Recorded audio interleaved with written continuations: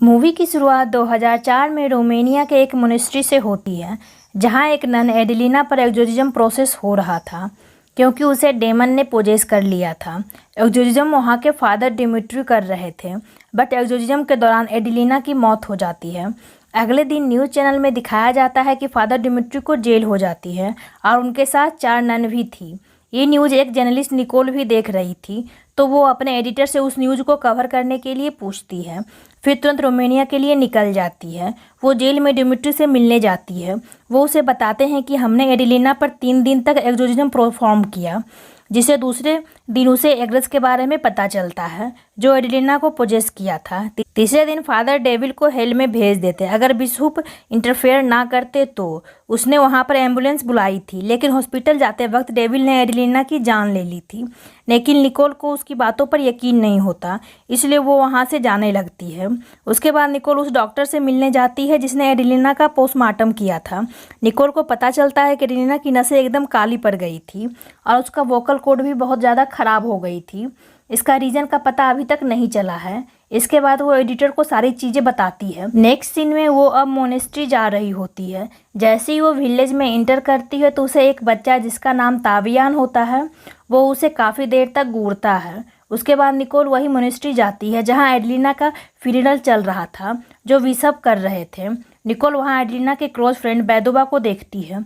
वो बाहर निकलकर बैदुबा से बात करने की कोशिश करती है, लेकिन बैदुबा उसे कुछ नहीं बताती सिवाय इसके कि फादर डिमिट्री ने उसे नहीं मारा है। फिर वो फ्यूनरल वाले रूम में जाती है जहाँ अभी कोई नहीं था। उसके बाद निकोल एडेलिना की बॉडी को नोटिस करती है, जिसके हाथ में काफ़ी बैंडेज बंधी हुई थी। तभी वहाँ की सारी कैंडल बंद हो जाती है। तभी तेज हवा से एक डोर हिलता हुआ दिखता है। निकोल उसके जरिए बेसमेंट में पहुँच जाती है। वहाँ उसे बहुत सारा ब्लड गिरा हुआ दिखता है, साथ ही वो क्रॉस भी दिखता है जिसमें एडेलिना को बांधा गया था। वो वहाँ की पिक्चर लेने लगती है। तभी वहाँ पर बिशप आ जाते हैं और उसे बाहर छोड़ देते हैं। उसके बाद निकोल एक कॉटेज में रुकती है जहाँ उसे उस विलेज के अजीब से रिचुअल के बारे में पता चलता है कि अगर कोई नन डेविल से पोजेस होकर मरती है तो लोग उसका दिल निकालकर उसकी बॉडी को जला देते हैं और उसकी राख को पानी में घोलकर पीते हैं। वो ऐसा इसलिए करते हैं कि फिर किसी के साथ दोबारा ऐसा ना हो। वो मास्क पहनकर खुद को डेविल से हाइड करते हैं ताकि डेविल उसे बदला ना ले। ये जानने के बाद निकोल पास के ही चर्च में जाती है जहाँ उसे फादर एंटोन मिलते हैं। वो उसे एडेलिना के बारे में कुछ पूछना चाहती थी क्योंकि वो भी एडेलिना के फ्यूनरल में गए थे। एंटोन से बात करते ही निकोल को 2 लोगों के बारे में पता चलता है, एक सिस्टर बैदुबा और एक एडेलिना का भाई स्टेफन। एंटोन उसे कहता है कि वो ज़्यादा चीज़ें जानने के लिए बिशप से मिले। नेक्स्ट डे निकोल बिशप से मिलने जाती है। वहाँ उसे पता चलता है कि एक प्रीस्ट साल में 2 ही एक्सोर्सिज्म में शामिल हो सकता है, लेकिन डिमिट्री पिछले 10 महीने में 4 एक्सोर्सिज्म प्रोसेस किए थे। सारे ऐसे लोग थे जिसे एक्सोर्सिज्म की ज़रूरत नहीं थी बल्कि डॉक्टर की ज़रूरत थी, और उनका ये भी कहना था कि जब से एडेलिन दूसरे कंट्री से आई थी तब से उसकी मेंटल कंडीशन स्टेबल नहीं थी, ना कि उसे किसी डेमन ने पोजेस किया था। अब निकोल और भी चीज़ें जानने के लिए फिर से मोनेस्ट्री में जाती है, लेकिन दरवाज़ा बंद होने के कारण वो चुपके से अंदर जाती है दीवार के जरिए। वो बेसमेंट के उसी रूम में जाती है जहाँ उसे चीज़ें तहस नहस मिलती है। वहाँ पर उसे एडेलिन के टूटे नाखून भी मिलती है, जिससे पता चलता है कि वो वहाँ क्या क्या फेस की। वहाँ पर निकोल को एडेलिना और बैदुबा की कुछ फ़ोटो मिलती है, जिसे लेकर वो बाहर की तरफ बढ़ने लगती है। तब उसे फिर से वही लड़का जिसका नाम ताबियान होता है दिखाई देता है। जब निकोल बाहर आने लगती है तब ताबियान अजीब तरह से क्रॉस बनकर दिखाई देता है, जैसे वो किसी चीज़ को लेकर चेतावनी दे रहा है। अब निकोल विलेज पहुंच जाती है तो उसे एंटोन मिलता है और वो दोनों साथ में डिनर के लिए जाते हैं। उसी दौरान एंटोन निकोल को एक्सोर्सिज्म के 3 स्टेज वाले प्रोसेस के बारे में बताता है। फर्स्ट स्टेज में उन्हें पता लगता है कि डेविल है या नहीं, जहां पर उसे खाना पीना खिलाया जाता है, लेकिन वो डेविल ये सब नहीं खाता। सेकेंड स्टेज में उन्हें इस डेविल का नाम पता चलता है, जिसे जानना बहुत ज़रूरी है ताकि वो उसे हेल में वापस भेज सके। और थर्ड स्टेज में डेविल को हेल में भेज दिया जाता है क्योंकि उसे अब पहचान लिया गया था। जिस पर निकोल पूछती है कि तो फिर एडेलिना मारी क्यों गई, डेविल हेल में क्यों नहीं गया, जिस पर एंटोन बताता है कि एडेलिना के साथ फाइनल स्टेज पूरी ही नहीं हुई थी। अब उस डेविल को एडेलिना की बॉडी की ज़रूरत नहीं थी, वो किसी और की बॉडी को पोजेस करेगा। अब नेक्स्ट डे निकोल बैदुबा और स्टेफन से पूछताछ करने जाती है, जिस पर बैदुबा बताती है कि डेविल ने ही उसकी जान ली थी क्योंकि उसने अपनी आंखों से देखा था। यहाँ पर मूवी फ्लैशबैक में दिखाया जाता है जहाँ बेदुबा एडिलिना के लिए खाना लेकर जाती है, लेकिन एडिलिना खिड़की की तरफ मुड़कर खड़ी होती है और बेदुबा को इग्नोर कर रही थी। जैसे ही बेदुबा एडिलिना के कंधे पर टच करती है, वो उसके हाथ से उठा लेती है और डेमोनिक साउंड में वहाँ से बाहर निकलने के लिए बोलती है। फिर मूवी प्रेजेंट में आ जाती है। अब स्टेफन उसे बताता है कि पिछले 2 साल से एडलिन जर्मनी में थी, वहाँ पर वो नैनी का काम करती थी, पर अचानक से उसे दोबारा मॉनेस्ट्री ज्वाइन करने का मन हुआ और वो वापस आ गई। उसके वापस आने से सभी लोग बहुत खुश हुए, पर वो फादर गैब्रियल से मिलना चाहती थी क्योंकि वो उससे काफ़ी करीब थे। जब वो लोग उससे मिलने के लिए वहाँ पहुँचते हैं तभी गैब्रियल क्लॉक टावर से कूदकर अपनी जान दे दिए थे। एडिलिना उनको अपने पिता की तरह मानती थी। वो काफ़ी उदास रहने लगी थी। एक दिन वो मॉनेस्ट्री आने से मना कर दी। उसके बाद से ही ये सब चीज़ें होने लगी। जब बेदुबा उसके कमरे में गई तो वो उसके नाक से एक मकड़ी निकलते हुए अब हम देखते हैं कि रात को निकोल फिर से एंटोन के साथ डिनर कर रही होती है और बातों बातों में उसे बताती है कि उसे गॉड पर बिल्कुल भी यकीन नहीं है क्योंकि भगवान पर भरोसा करने की वजह से उसकी मॉम की डेथ हो गई थी। वो बताती है कि जब वो काम की वजह से आउट ऑफ टाउन थी तब उसके डैड ने उसे बताया था कि उसकी मॉम को कैंसर है। जब वो घर आई तो उसे एक ट्रीटमेंट के बारे में बताया जिससे उसकी मॉम ठीक हो सकती थी, लेकिन उसके डैड ये ट्रीटमेंट के लिए रेडी नहीं होते हैं और उसकी मॉम की डेथ हो जाती है। एंटन उसे कहता है कि उसे भगवान पर यकीन करना नहीं छोड़ना चाहिए क्योंकि जो लोग भगवान पर भरोसा नहीं करते वो डेमन के लिए आसान शिकार हो। तब निकोल कहती है कि एडिलिना को भी तो गॉड ने नहीं बचा पाया और फिर वहाँ से चली जाती है।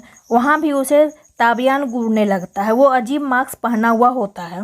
वो उसे घूरते हुए कुछ बोला था। निकोल इसका मतलब होटल के मालिक से पूछती है होटल जाकर, तो वो बताता है कि इसका मतलब ये है कि वो तुम्हें देख रहा है। जिसके बाद ओनर उसे बताता है कि ताबियान पास में ही रहता है, लेकिन जब से वो पैदा हुआ है वो बोल नहीं सकता। ये बात सुनकर निकोल को बहुत अजीब लगता है, इसलिए वो रूम में चली जाती है। रात के सोते वक्त उसे बहुत अजीब ड्रीम आते हैं जिसमें वो एंटोन के साथ इंटीमेट हो रही है और तभी उसके रूम का दरवाज़ा हिलने लगता है और उसकी आंख खुल जाती है। वो जब दरवाजे के पास जाती है तो एडलिन की आत्मा उसे डराती है। वो काफ़ी डर जाती है और एडिटर को फ़ोन करके बोलती है कि वो वापस आना चाहती है। जाने से पहले वो बेदुबा से मिलने जाती है। वहाँ उसे पता चलता है कि एडिलिना ने आने से पहले उसे लेटर लिखी थी जिसके बारे में स्टेफन को नहीं पता था। जर्मनी में उसे लड़की से प्यार हो गया था। तब बाद में एडिलिना को फील हुआ कि ये सब गलत है, इसलिए वो वहाँ से वापस आ गई थी, पर भगवान से माफ़ी मांगने के बजाय उसे डेविल ने पोजेस कर लिया। जिसके बाद बेदुबा उसे कुछ पास के एक्सीडेंट के बारे में बताती है। बेदुबा सोते हुए देखती है कि एडिन को कुछ हो रहा है। वो बहुत ज़्यादा तड़प रही है। जैसे ही बेदुबा बेडशीट को हटाती है तो वो देखती है कि एडिन के प्राइवेट पार्ट में बहुत सारी मक्खियाँ चिपकी है। ये देखकर वो काफ़ी ज़्यादा घबरा जाती है और रूम के अंदर होली वाटर रख देती, जो कि एडिलिना को पसंद नहीं आता और वो उससे गुस्से से पूरे रूम को तहस नहस कर देती है। अब हमें ये भी पता चलता है कि एडिलिना के एक्सोर्सिज्म के दौरान बेदुबा भी वहीं थी। रूम के अंदर वो टेबल हवा में उड़ने लगता है जिस पर एडिलिना को बांधा गया था और बंद कमरे में ही बारिश होने लगती है ताकि कोई होली वाटर का यूज़ ना करे। अब ये सब जानने के बाद निकोल अपने होटल में वापस आ जाती है। जब वो नहा रही होती है तभी अचानक उसकी लाइट चली जाती है और अजीब सी आवाज़ें आने लगती है। अब निकोल टॉवल पहनकर बाहर चली जाती है। तभी उसके दरवाजे पर कोई नॉक करता है। वो डरते हुए दरवाज़ा खोलती है। दरवाजे पर उसे एंटोन होता है। तभी लाइट भी आ जाती है। एंटोन उसे अपने पिछले बिहेवियर के लिए सॉरी बोलता है और उसे वाइन की बोतल गिफ्ट करता है। निकोल उसे अंदर आने के लिए बोलती है और नेक्स्ट सीन में हम फिर से देखते हैं कि वो एंटोन के साथ खुद को इंटीमेट होते देख रही। तभी उसकी अचानक आंख खुल जाती है। उसे एंटोन का एक नोट मिलता है जिसमें उसने लिखा था कि वो एक गिलास पीते ही सो गई थी, इसलिए वो वहाँ से चला गया। अगले सीन में हम निकोल को हॉस्पिटल में देखते हैं जहां एडिलिना का इलाज चल रहा था, जहां से उसे पता चलता है कि एडिलिना को गैल्विन की मौत से बहुत दुख पहुंचा था। उसे स्क्यूजोफ्रेमिया हो गया था, इसलिए वो अजीब चीज़ें ल्यूजिनेट कर रही थी। जब वो लोग उसे दवाई देते तो उसे लगता है कि वो लोग डेविल हैं और उसे मारना चाहते हैं। अब ये सब पता करने के बाद जब निकोल वापस जा रही होती है तो रास्ते में उसकी कार खराब हो जाती है, तो वो एंटन को कॉल करके अपने लोकेशन बताती है। तभी उसे कोई फिर से हॉन्ट करता है जिससे निकोल बहुत ज़्यादा डर जाती है और कार से निकलकर एक फील्ड में भागने लगती है जहां उसे एंटोन मिलता है और वो निकोल को संभालता है। जिसके बाद वो उसे चर्च में रुकने के लिए बोलता है और कहता है कि तुम यहाँ पर सेफ हो। अब निकोल वहाँ से जाने का डिसाइड करती है और वो एंटोन के लिए एक नोट छोड़कर वापस जा रही थी, पर तभी उसे सनलाइट दिखाई देती है जो कि उसकी माँ के हिसाब से हमेशा सही रास्ते पर लेकर जाती है। इसलिए निकोल सनलाइट को फॉलो करते हुए आगे बढ़ती है और एक कब्रिस्तान में पहुँच जाती है जहाँ उसे गैल्विन की कब्र मिलती है। तो अब उसे पता चलता है कि वो भी उसी दिन मरे थे जिस दिन उसकी माँ की डेथ हुई थी। तब उसे ये बात याद आती है कि ग्रेवियन की मौत एडेलिना के हाथ में हुई थी और उसे एंटोन के डेविल वाली बात भी याद आती है। जिसके बाद वो जल्दी से मोनेस्ट्री पहुंचती है और सिस्टर से पूछती है कि ग्रेवियन ने लास्ट एक्सोर्सिज्म किस पर परफॉर्म किया था। तब उसे पता चलता है कि लास्ट एक्सोर्सिज्म ताबियान पर हुआ था। जिसके बाद वो ताबियान के घर पहुंच जाती है। ताबियान के डैड उसे बताते हैं कि रात में उन्हें बहुत ज़्यादा डरावनी आवाज़ें आती थी और उन्होंने अपने बेटे को ही जान से मारने की कोशिश की, क्योंकि पोजेस उनका बेटा नहीं बल्कि वो खुद थे। इसलिए ताबियान किसी तरह से गैब्रियल को लेकर आया और उन्होंने एक एक्सोर्सिज्म परफॉर्म किया और किसी तरह से उसे अपने काबू में करके वहाँ से भगा दिया। तब निकोल देखती है कि ताबियान उसी डीमन का नाम लिखकर बताता है जो कि अगरुस था और वही सबको पोजेस कर रहा था। ये सुनते ही निकोल ताबियान के घर से ही कॉल करके एंटोन को सब बताने लगती है। तभी उसे भी डेमन पोजेस करने लगता है और उस रूम में बारिश होने लगती है। निकोल डेमन के बारे में बात करने लगती है और एंटोन भी कॉल पर ये सब सुन रहा होता है। वो तुरंत ही ताबियान के घर पहुंचता है और तब तक डेमन निकोल का बुरा हाल कर देता है। और जब एंटोन निकोल के पास जाता है तो वो देखता है कि निकोल हवा में उल्टी लटकी हुई है। इसीलिए एंटोन खुद ही एक्सोर्सिज्म परफॉर्म करता है और वो थर्ड स्टेज परफॉर्म करने लगता है, क्योंकि वो जानता था कि निकोल पोजेस है और डेमन का नाम भी उसे पता था। और साथ ही ताबियान और उसके डैड भी निकोल को पकड़ के एंटोन की हेल्प करते हैं। पर तभी वो डेमन उसके हाथ से क्रॉस और बुक दूर फेंक देता है और एंटोन की स्पेल कुछ काम नहीं करते, क्योंकि निकोल को गॉड पर भरोसा ही नहीं था और वो सच में डेमन के लिए आसान शिकार बन गई थी। तब एंटोन निकोल को यकीन दिलाता है कि अब तुम ही कुछ कर सकती हो, बस भगवान पर यकीन करो और अपने आप को रोशनी में लेकर आओ। जिसके बाद वो फिर से स्पेल पढ़ने लगता है और डेमन को निकोल का शरीर छोड़ने के लिए बोलता है। जिसके बाद अचानक सब कुछ नॉर्मल हो जाता है और निकोल ठीक हो जाती है।